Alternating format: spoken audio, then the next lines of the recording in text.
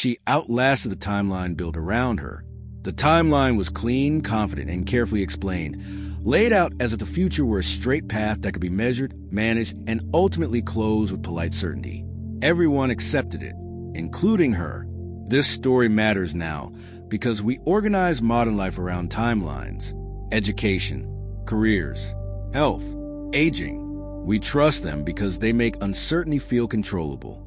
But when a person lives beyond a timeline designed for them, something far more fragile than prediction begins to crack. Her timeline began shrinking earlier than expected. Appointments grew frequent. Language softened. Words like eventually and likely entered conversations. The future narrowed quietly, without drama. She adjusted responsibly. She reorganized plans. She released long-term commitments. She simplified her world so nothing would be left unresolved. It felt practical, even mature. People around her followed the script. They lowered expectations. They spoke gently. They stopped including her in plans that extended too far ahead. Not out of cruelty, out of preparation. At first, she agreed with them. She believed the structure, believed the timeline was doing its job, helping everyone cope. But time did not cooperate. Months passed without collapse. Then years. Checkpoints were crossed without incident. The predicted arc bent, then broke. Doctors revised language. Timelines were adjusted, then quietly abandoned. No one announced a change. The structure simply dissolved. What unsettled her was not survival. It was displacement. She was now living outside a future that had already been planned without her. A future that no longer knew where to place her. The timeline had shaped behavior, relationships, expectations, identity, and even when it failed, its influence remained. She had outlasted the structure built to contain her. But outlasting something does not automatically free you from it. This is where the real story begins. Not with defiance, not with triumph, but with the strange task of rebuilding a life. After the future that defined it quietly disappeared, after the timeline collapsed, she found herself living inside a strange emotional afterimage, where the structure that once organized her days was gone, but its influence still lingered quietly in how everyone around her behaved, spoke, and imagined her future. People treated her with a careful kindness that felt unfinished, as if they were unsure whether to fully reintegrate her into long-term plans or keep holding space for an ending that had already failed to arrive. Conversations shifted, but not completely. She was included, but cautiously, invited, but with disclaimers. Every plan carried an invisible asterisk that suggested uncertainty about whether she would still be there when the time came. She noticed how deeply the timeline had shaped identity, not just her own, but everyone else's. Once someone is categorized as temporary, permanence becomes difficult to restore. Emotionally, this was heavier than fear. Fear as urgency. This was ambiguity. A slow erosion of belonging created not by illness, but by outdated expectation. Doctors no longer spoke in forecasts. They focused on the present, on how she was functioning today. But medicine had already done its psychological work.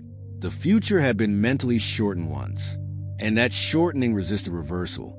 She felt suspended, alive, but not fully assumed, present, but not fully integrated, as if she were visiting a life that used to belong to her. What surprised her most was how survival complicated relationships. People had already reorganized emotionally. They had practiced letting go. Undoing that practice felt awkward, even embarrassing. So she began carrying the burden alone, relearning how to imagine ahead without reinforcement, rebuilding intention without collective belief. The timeline had failed, but its shadow remained, and living beyond it required more than endurance. It required renegotiation. Renegotiation of how she saw herself, of how others saw her, of how much future she was allowed to claim without apology. This was not a victory phase. It was a reconstruction phase.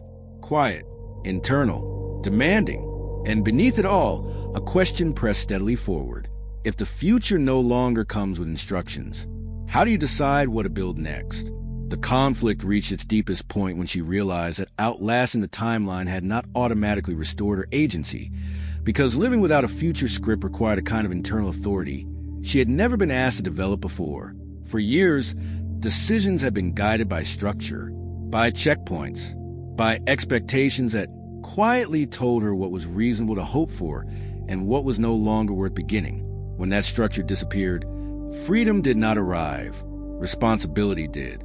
Every choice now felt exposed. There was no framework to validate it, no timeline to justify it.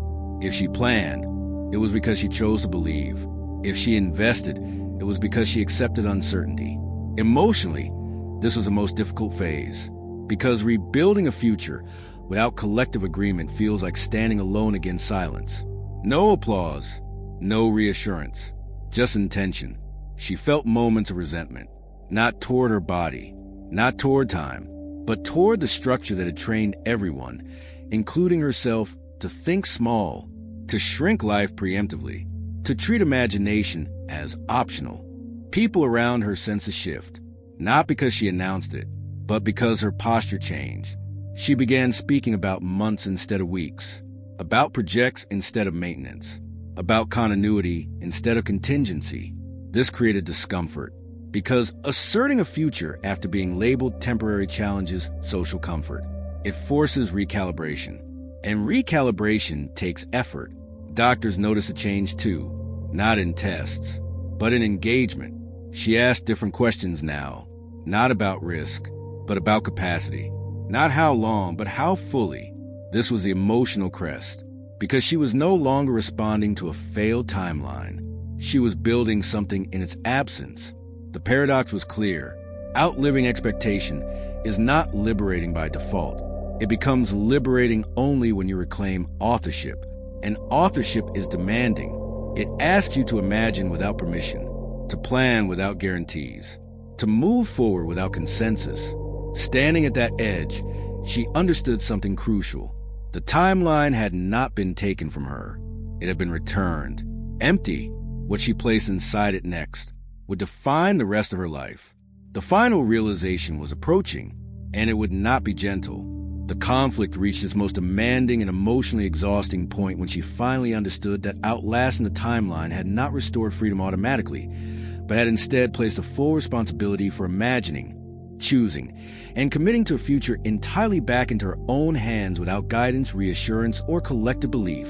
For years, the timeline had acted like an invisible authority. It told her what was reasonable, what was excessive, what was no longer worth starting. And without it, every decision now felt exposed, unsupported, and deeply personal. Planning was no longer something she could outsource to expectation. If she imagined something ahead, it was because she chose to believe it might happen. If she committed to something meaningful, it was because she accepted the risk of disappointment without cushioning. Emotionally, this was heavier than fear. Fear at least comes with urgency. This came with silence. Silence that offered no feedback, no validation, no reassurance that building again was sensible. She felt resentment surface in quiet moments, not toward her body, not toward time, but toward the structure that had trained her to shrink life responsibly, to reduce imagination, to treat hope as something optional rather than necessary. People around her sensed a change before she named it. Her language shifted. She spoke in months instead of weeks. She referenced plans that assumed continuity instead of contingency. She stopped framing the future as fragile. This unsettled others, because asserting a future after being labeled temporary forces recalibration. And recalibration is uncomfortable. It demands effort. It challenges the emotional preparations people have already made. Doctors noticed it too, not in data, but in engagement. Her questions changed. She stopped asking about limits and started asking about capacity. Not how long she had, but what she could build. This was emotional crest, because she was no longer reacting to a failed prediction. She was acting without one. The paradox became clear. Longevity does not liberate by default. It confronts. It asks whether you are willing to become the author again, after having already accepted an ending. And standing inside that confrontation, she realized something undeniable. The timeline had not been destroyed. It had been handed back to her, blank, unlabeled, unprotected. What she chose to write next would determine whether surviving longer became a burden or a beginning The realization arrived not as comfort or reassurance, but as a demanding clarity that living beyond the timeline meant accepting responsibility for meaning without the shelter of prediction, certainty, or collective agreement. She understood that the timeline had once protected her. It gave structure. It offered permission to shrink. It made restraint feel wise. But once it collapsed, continuing to live by its logic became a quiet form of surrender. Longevity, she saw, is not automatically generous. It is confrontational. It removes excuses. It takes away the authority of forecasts and leaves choice exposed. Outlasting the timeline did not mean returning to who she was before it. That person no longer existed. What remained was someone required to build forward without inherited assumptions. She began choosing deliberately, not recklessly, not defiantly, but with ownership. Plans were made because she wanted them. Commitments were kept because she believed in continuity. The future was no longer borrowed. It was claimed. Nothing external changed dramatically. Her body still carried limits. Uncertainty still existed, but her relationship with time shifted.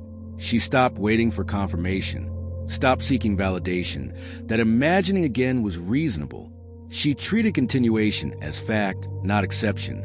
This was the true resolution, not surviving longer, but reclaiming authorship after expectation failed. Her life was no longer shaped by what was once predicted. It was shaped by what she was willing to build in its absence. This is why her story matters. Because many people outlive timelines quietly, but continue living inside them long after they collapse. Longevity is not just additional years. It is the courage to write again, after the future has already been erased once. And that courage, more than time itself, is what determines what she